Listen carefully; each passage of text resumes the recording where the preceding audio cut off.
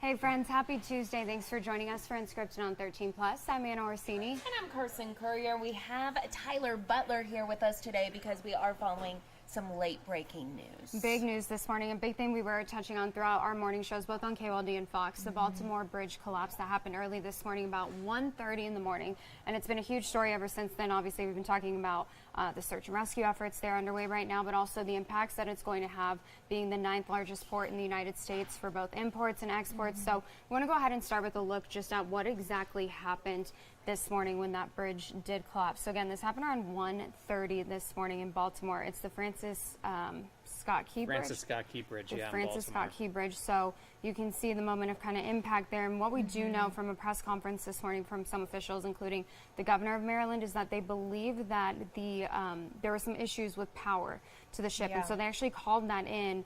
The crew on the ship, they're declaring a mayday, and when they issued that, then the authorities that were there at the bridge were able to stop people from coming across the bridge, which obviously helped with some of the life-saving there at the bridge this morning. But that's, again, some of the video of the impact in the moment that that bridge collapsed. Just absolutely devastating, and kind of seeing the ripple effect, how much damage was caused just by that one impact. Now, Tyler, we were talking a little bit this morning, so I believe they said that this ship was coming in at 8 knots? Yeah, it was 8 knots. It's about 9 miles an hour that it was heading in there. We did hear just recently, and you can, well, we can't quite see from that angle there, but we have heard now that the harbor pilot who was on board the ship, just to give you an update. So harbor pilots basically are there to navigate through the harbor. So it's not the captain of the ship that's taking it from port to port. He's basically all the open water sailing as the captain. Once they get close to port, a harbor pilot comes out on a boat or is with them at shore when they get started and navigates it through those waters. It's a local person, somebody who knows the water, knows the risks, the hazards, if there's a shoal or something that needs to be avoided. It's someone who knows what they're doing. So the fact that that exists is to safeguard against something like this. As Anna and Carson were mentioning, there was some kind of power failure. We don't know if it was mechanical or electrical. We did hear just recently, and you can see it from when the helicopter orbits around to the other side, that they did try to drop anchor and slow down as best they could. But this is a ship that's probably, if not tens of thousands, probably bordering up to the 100,000 ton range, especially with all those cargo containers on board, fully loaded. This was going out of Baltimore's port there. It takes more than just an anchor to grind that thing to a stop. And so, I mean, this is something that would typically take miles to stop. And if they had lost control, which they very likely have in this case, it's just devastating. Yeah, absolutely. Now, we do know that the crew on board the cargo ship, everyone has been accounted for. Everyone there is safe. But again, search and rescue crews still out there trying to search for 6 individuals. I know 8 individuals at one time is what they were searching for. They did find 2 individuals. One of them was completely fine, didn't even go to the hospital. The other one in the hospital, severely hurt. That's what authorities are saying. But you can see here numerous boats surrounding the cargo ship. We've been seeing helicopters all morning since this started, trying to find those individuals. I know they were talking about several cars that actually fell into this water as well. But the people they were talking about were construction workers that were working on this bridge. And of course, the temperatures here sitting in the 40s, and we know the water much colder. So really devastating here that search and rescue hasn't found them yet. And so what we've heard is that they knew there was a problem, so they called Mayday, and because of that, they were able to at least stop traffic heading to the bridge. This is a major bridge. I know, Anna, you were asking me about this earlier. This is a bridge I've driven over many times when I lived out in Maryland. It's like one of 2 or 3 ways to get around Baltimore if you don't want to go through the city. So if this had happened like this time of day out there, what is it now there? It's 11:30.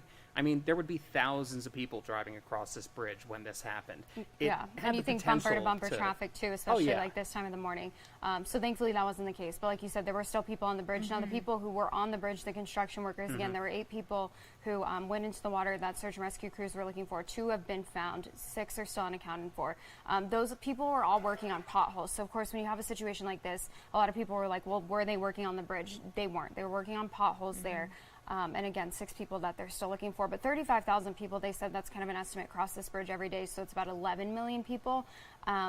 And the governor of Maryland said, it's going to take some time to fix. This isn't something that we can have a quick fix for overnight, but it is going to be a priority once they clear up everything, all the damage that happened there, and obviously conduct the investigation as well. And you were talking about, working on the bridge. Checked. The bridge was up to code, so this wasn't one of these bridges that was just, waiting to collapse or something like that. Bridge fully up to code.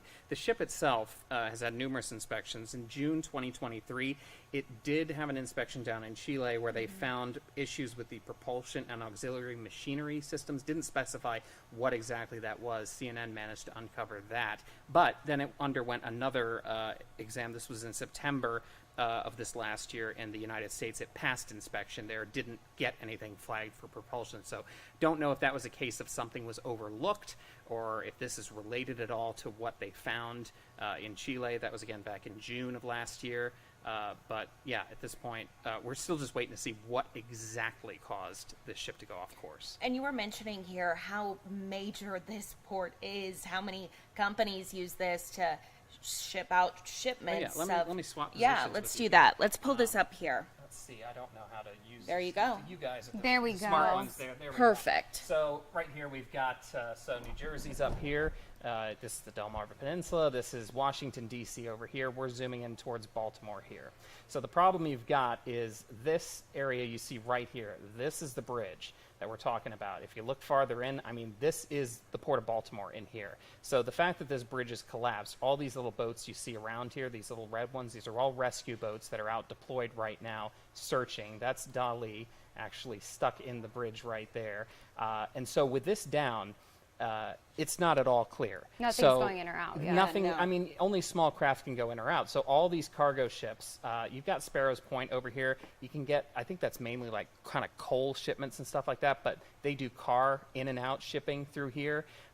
There's a whole lot of shipping that happens through there. There's cruise ships that depart out of there. Yeah. And while that structure is there, submerged under the water, there's no way you can risk going through because there's just a bunch of sharp metal submerged underwater there. Right. And think about pulling that out of the water, how much power that's going to take, how they're even going to do that. No, this is not going to be a 1 week and it's reopened thing. This is going to be quite the mess. So yeah, several companies nationally, globally, have already had to start rerouting around Baltimore. And I mentioned 9th largest port in the country. Yeah, a lot of automakers, they said specifically, ship in and out of there. Toyota, General Motors, Volkswagen. Of course, there's a bunch of different car companies that we think of that are under those branches. So General Motors, Volkswagen, Bentley. You think of all those different automakers that have to go in and out. Now they're finding new ports. Like this rail system that you see here, this is all for port traffic. So this is ships come in, they dock, all this stuff gets loaded up here and shipped out all across the mid-Atlantic or shipped in from there. And sent Also, out. just talking about transportation itself. So Anna mentioned, and I know the governor said this in a press conference this morning, more than 30,000 people use this bridge every single day to commute to and from work or just around Baltimore. So definitely going to impact a lot of people who live there, a lot of people who commute across that bridge to get to work, to get their kids to school, anything like that.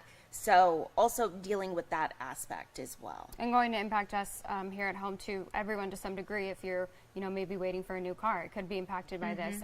So a lot of implications just across the country when you're talking about the 9th largest port in the United States. Yeah. And so we've got a couple things going on. So we've got the live camera that's been flying around of the scene itself. So that feed's been coming in pretty steady. The temporary flight restriction they had in place there has been lifted. So the helicopters can get back in there and get these closer up shots. And we've also got, it looks like if we switch over to camera 3 there, looks like they're doing a mic check probably right now. The president's set to be speaking anytime now. He has been briefed on everything that's happening with this bridge collapse. He was set to travel to, I believe it was North Carolina today. Yeah. And so I don't know if that's been announced, if that's been postponed or not. But this is, a pretty significant infrastructure problem. Yeah, Absolutely. major infrastructure problem. Of course, the number one priority today still continues to be search and rescue efforts there. This happened at 1:30 this morning, so quite a bit of time now and still 6 people who are missing. And when you talk about the water temperatures there, I believe this morning it was 47 degrees. So there's going to be a lot of urgency to try to find those 6 people who are still in the water. Now we know a state of emergency has been declared in Maryland because of this. We know Transportation Secretary Pete Buttigieg is heading to Baltimore today as well to kind of look at this, figure out the best way to move forward. Again, we are waiting to hear from President Biden about how, if any federal funds are going to go to this to help get this going a little bit faster, because it is such a big deal. But everyone has said, as we've mentioned numerous times, search and rescue is the number one priority. So something we're going to continue to follow for quite some time. You can see there in that live picture, though, lots of boats have been circling that ship for hours now, since about 2 o'clock this morning. And I think when we talk about something like this, I know me and Tyler talked about it a little bit this morning. You think about some of the advancements we've made in technology, and then something like this happens, and you kind of wonder, how does this happen? With all the technology that we have in place today, everything that we're capable of, how does a boat that big run into a bridge that supports thousands of people every single day? But it's not just an isolated incident, unfortunately, here in Baltimore. If you head to our website right now, we actually have a list of the major U.S. bridge collapses that have been caused by ships. And you can see one right there, the top there, March 2009, that was Pope's Ferry, Interstate 40 bridge, 14 people dying in that one. Queen Isabella, 8 people dying. So unfortunately, this is something that's not just isolated to Baltimore. And we know this bridge, I believe the governor said, was 47 years old. But they did say there was nothing wrong with the bridge. It was just obviously the ship crashing into one of those supports. So you can head to our website again to check that out right now. A total of 342 people actually have been killed in those incidents, 18 of them here in the United States. So again, that's up on our website. But something that we're going to keep a close eye on today, we'll have Tyler join us back here towards the end of this Fastcast, just kind of give a recap of everything that's happening. But so many different impacts, and obviously the number one priority right now, finding those 6 people who are still in the water. Absolutely. Tyler, thank you. Absolutely, thank you. Thank you. We want to switch gears now, talking about something happening here at home. Look at this right now. It is snowing on Mount Bigelow. Take a look at that.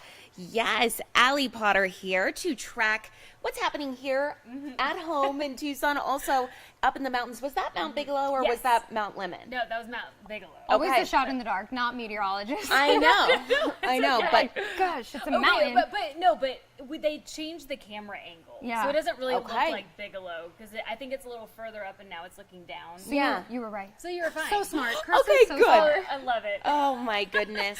But yeah, we're seeing the snow up there, and look over here. Not exactly any type of snowy conditions, but it's just amazing. You could go up north and it looks totally different. Taking a live look to our north. In fact, we are seeing that cloud coverage right now. And here's another live look on Mount Bigelow. So just literally hours ago, in fact, we were seeing a bunch of flurries hitting our camera up here that has since died down just a little bit. Live look on Summer Haven right now, though. Earlier, we had a little bit of a dusting on Summer Haven that has since melted away, too. A live look with our 13 first alert radar. We are just seeing that cloud coverage right now. Maybe a little bit of moisture, though. That's pretty much just about it, though. And zooming out to give you a little bit of an idea of what we can see here, parts of the Bisbee area, and then even for Douglas, expecting a nice chance for some rain later on in our afternoon. So let's track it, okay, using our 13 first alert future radar. This is around that 2 o'clock hour, just spotty showers on and off throughout our afternoon. That's going to continue through around 4, 5, 6 o'clock. Only a 20% chance for rain in the Tucson area. But the more east you go, the higher or more so those chances do increase. So if you live in Cochise County, listen up. You do have a freeze warning going to effect at 1 o'clock. Technically on your Wednesday morning. That will expire around 8 o'clock, though, in the morning. Again, that's on tomorrow. Yeah, technically tomorrow. Your overnights, though, getting chilly. 28 for Wilcox, 32 in Benson, 34 for Tombstone, 37 Nogales, 39 for Green Valley, 36 in Sassabee, 33 if you live in Nogales, 45 for Ora Valley. So before you go to bed, especially if you live in Cochise County, don't forget to protect the 4 Ps. We're talking about the people, the pets, the plants, and then, of course, make sure that those pipes are wrapped before going to bed. Bless you. Someone just sneezed in our newsroom. Current conditions right now, lots of cloud coverage. 54 degrees in Tucson, 47 for Sierra Vista, 50 for Nogales. The 40s if you're in Wilcox, Safford, 57 in Marana. Here's a look at today's forecast. We do have a 20% chance for rain if you're in Green Valley and Tucson, 10 for Nogales, but a 30 if you're in the Douglas area, with temps hanging out in the 50s for Nogales, Douglas, 60s for Green Valley and Tucson. And if you're in Cochise County, you have a 50% chance for rain in Wilcox, 30 for Bisbee and Sierra Vista and the Douglas area, with temps staying in the 50s. Here's a look at your 13 First Alert 7-day forecast. If you missed the sunshine, guess what? It's coming back, but we have to wait until tomorrow. The 70s also make a comeback, so our warming trend does begin. On Thursday, Friday, we're dealing with the 80s, and on Sunday, I have some good news, ladies. So yesterday, we were talking about how it was, we had a 40% chance for rain. That has since moved over to Monday. So that storm system is going to be a little bit more so on the delayed side. So that's some good news, though, heading into our Easter. Awesome. Glad to see it, that we Yes. are only kind of expecting a 20% chance of rain. I know all those kids who are doing Easter egg hunts or anything Yes. like that will be happy to see that. So, looking great, Allie. Thank Absolutely. you. Yeah, of course. But when you have the Easter egg hunt, you're like, I'm doing it regardless, even if it was pouring rain. That's like, I'm true. getting Oh, out yeah, there we and would have done it. I'm tearing up those eggs. Especially if there's money involved. Absolutely. Well, we want to go ahead now as we talk about what's happening in Baltimore, listen in to what the president has to say today. He is starting a press briefing right now in Washington, D.C., so we'll go ahead and listen in.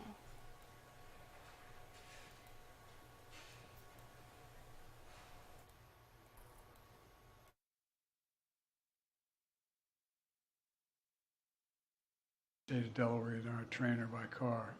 Been in Baltimore Harbor many times. And the bridge collapsed, sending several people in vehicles into the water, into the river. And multiple U.S. Coast Guard units, which are stationed very nearby, thank God, were immediately deployed along with local emergency personnel.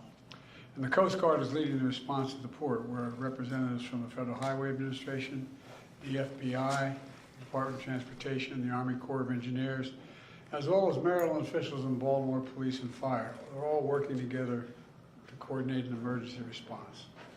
Officials at the scene estimate 8 people were unaccounted for still. Not still, were unaccounted for. That number might change. 2 have been rescued, 1 without injury, 1 in critical condition.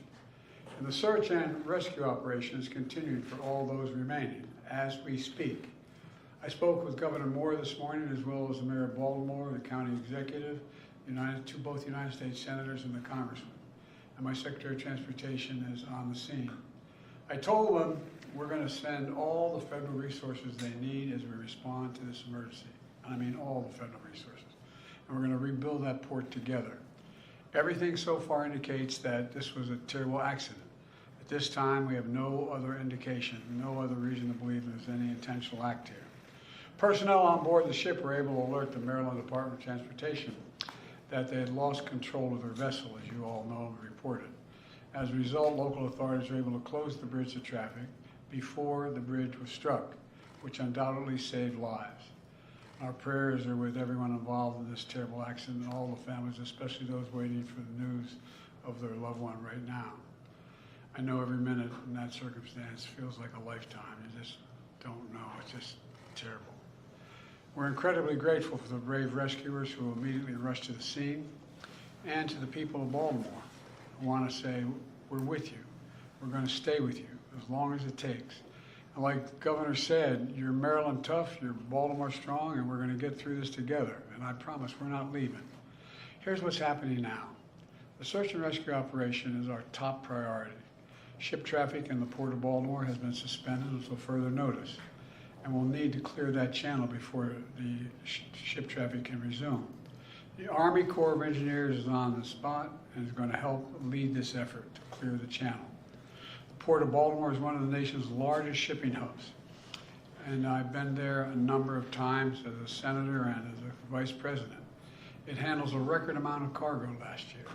It's also the top port in America for both imports and exports of automobiles and light trucks.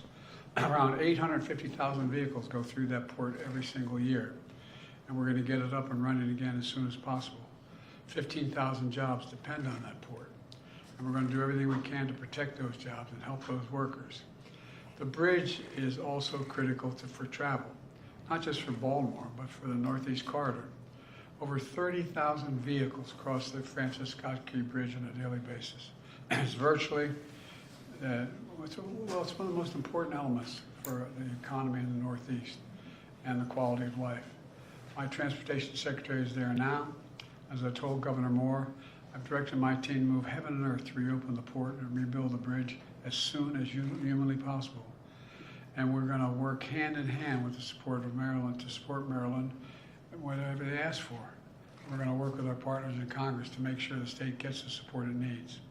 It's my intention that the federal government will pay for the entire cost of reconstructing that bridge. And I expect the Congress to support my effort. This is going to take some time. The people of Baltimore can count on us, though, to stick with them at every step of the way until the port is reopened and the bridge is rebuilt. You know, we're not leaving until this job gets done. Not leaving until then. So I just want to say God bless everybody who got everyone harmed this morning and their families. And may God bless the first responders, many of whom risking their lives. And the reason I'm not going to take a lot of questions, there's remaining issues that are open and we've got to determine what's going to happen in terms of the rescue mission and the like. But Do you plan to go to Baltimore, sir? And if so, how quickly? I do, and as quickly as I can. You said the federal government's also going to pay for the repairs. I'm just curious, this was a ship that appears to be at fault. Is there any reason to believe that the company behind the ship should be held responsible? And then also, you That mentioned... could be, but we're not going to wait for that to happen. We're going to pay for it to get the bridge rebuilt and opened. What did you make of Israel's decision not to attend this meeting this week? Oh, I don't want to get into that. Regarding Plenty of Baltimore. time to talk about Rob. You mentioned the port. Can I ask about cars? About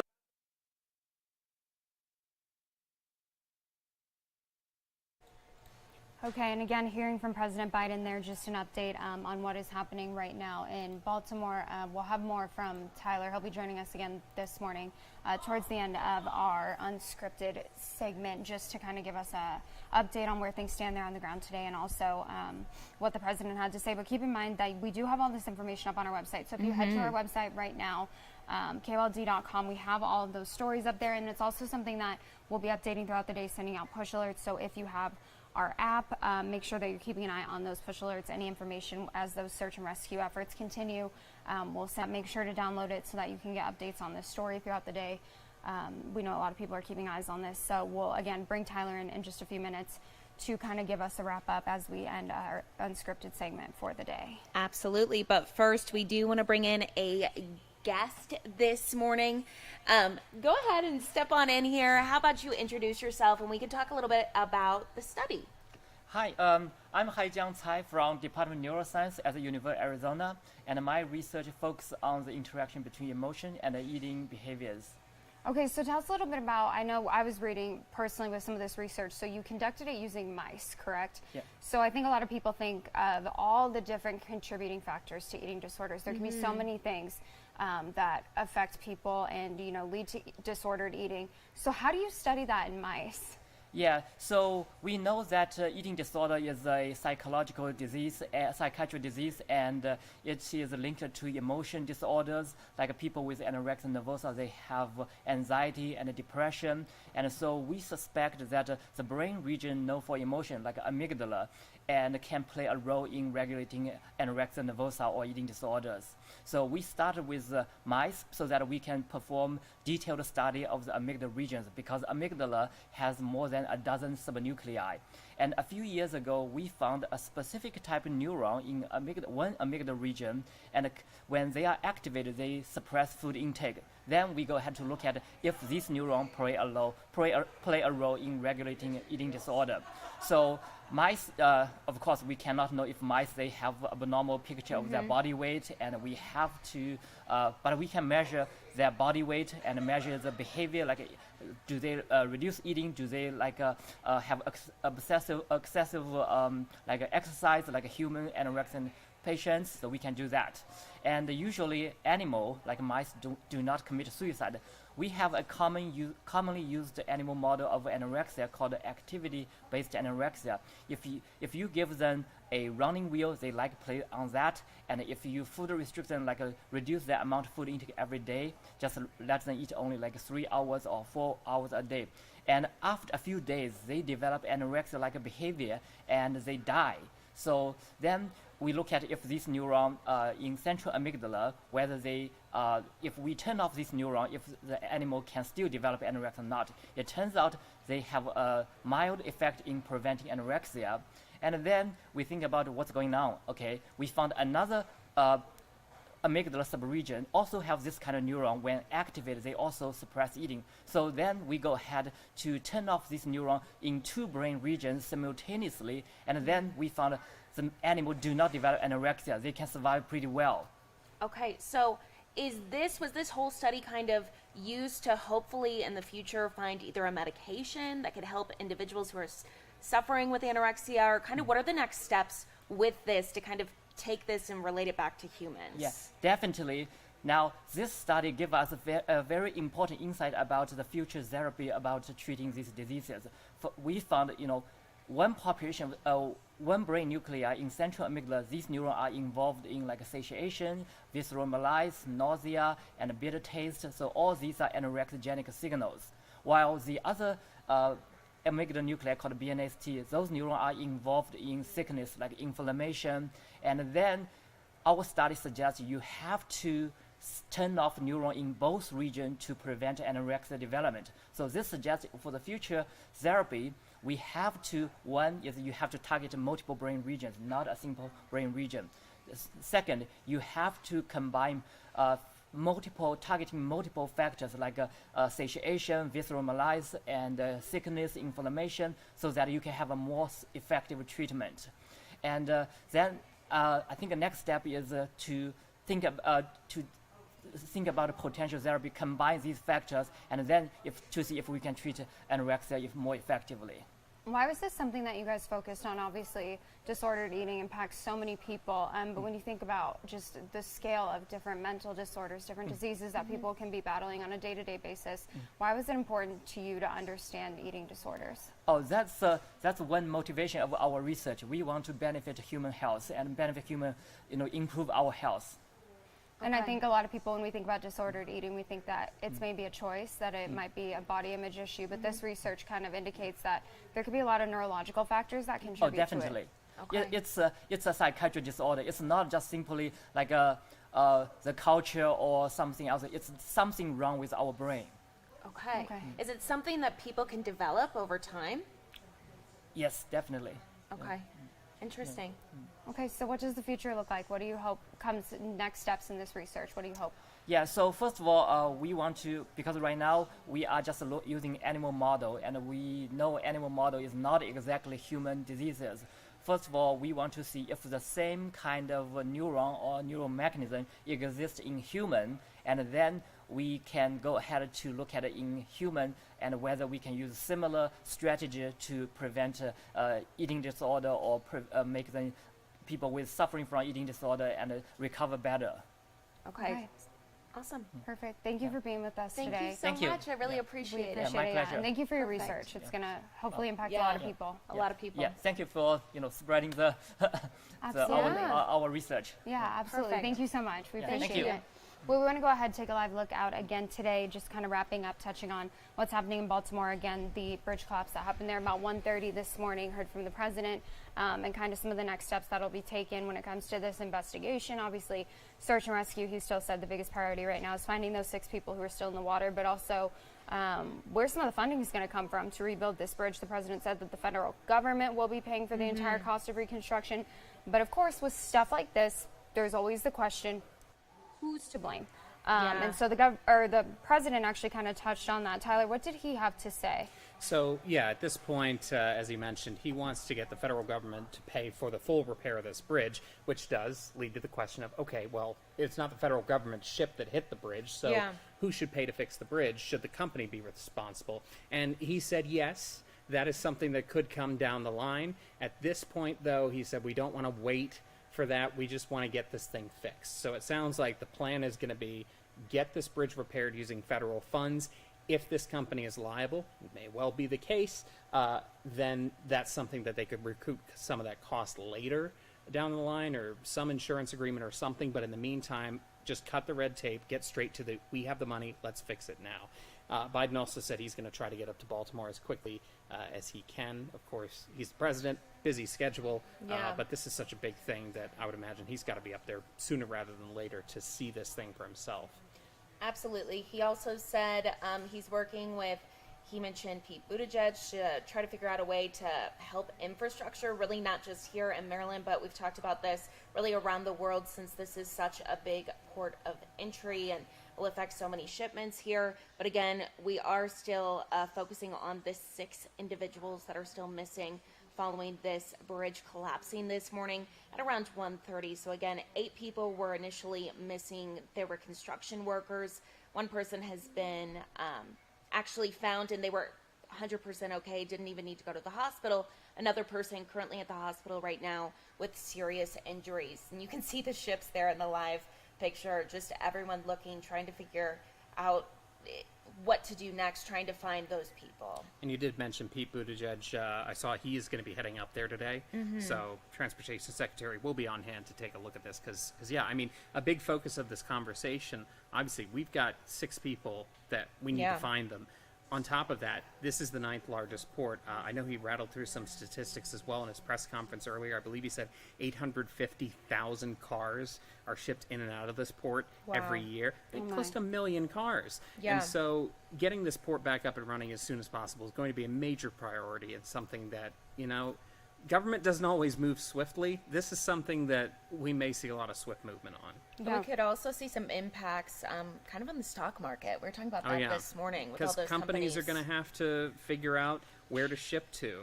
They have another port there in Baltimore. They got Sparrows Point right there, but it's not rigged for unloading container ships like that. So all this stuff's got to go up to Philly or Wilmington, and then they're going to have to truck it or put it on a train to get it around. I mean, you know, I feel like we've just kind of recovered the supply chain issues of the pandemic somewhat recently. This doesn't help in that whole process. Yeah, and then the additional cost of transporting things from there if you had a closer port like Baltimore. So just a lot of impacts before, and when you can actually see one of the shipping containers that fell off of that.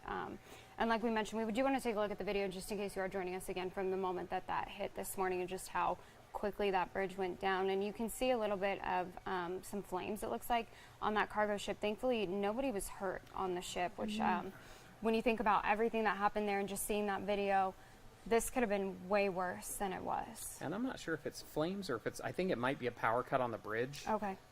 Because when you see it hit, the whole bridge just blacks out.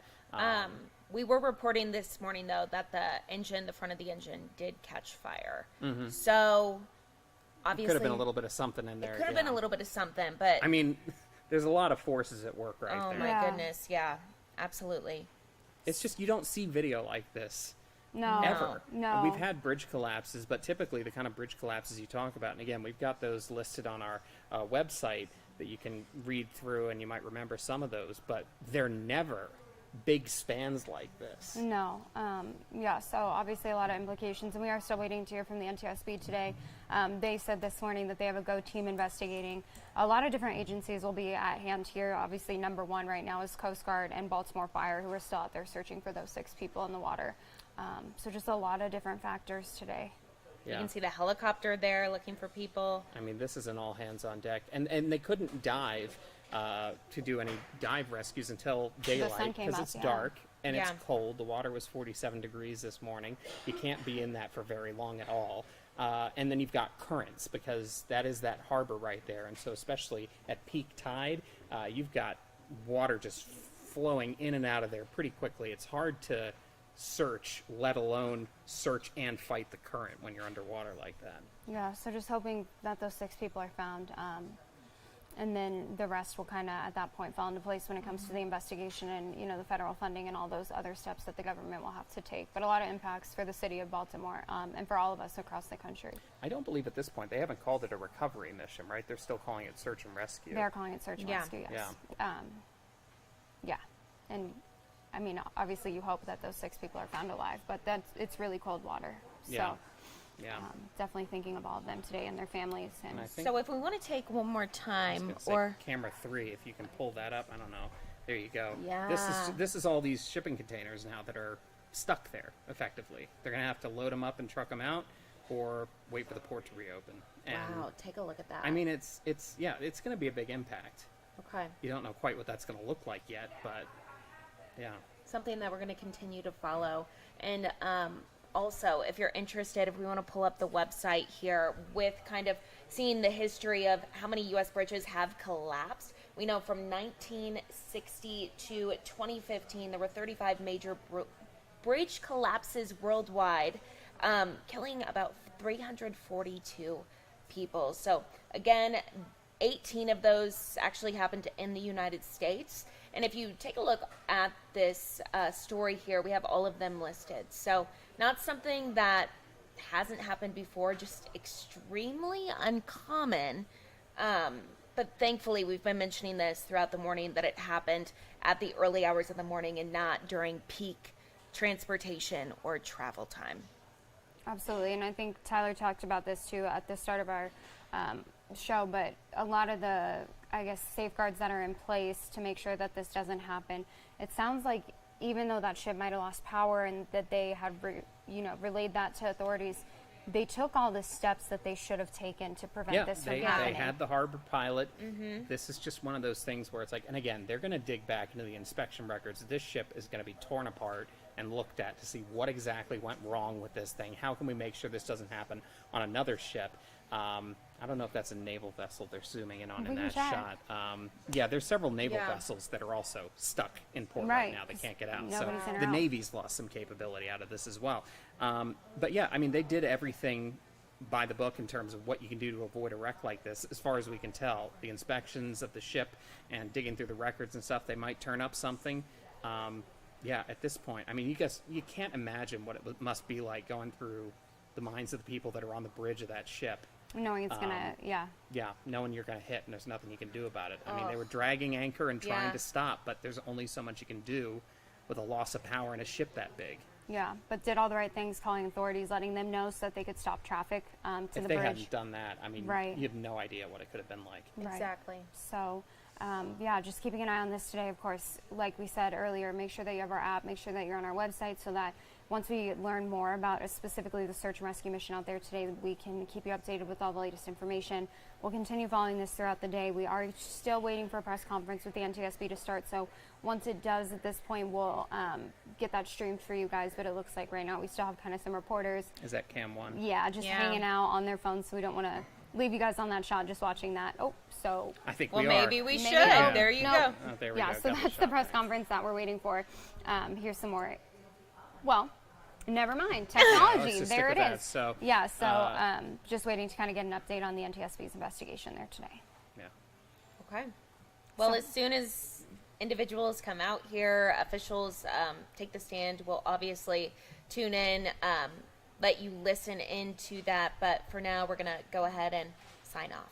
Thanks for joining us today. Thank you, Tyler, for coming in and being our transportation correspondent today. We appreciate it. Thank you guys again. Have a great rest of your Tuesday. Stay warm out there, especially those of you in higher elevations, and we'll see you back here soon.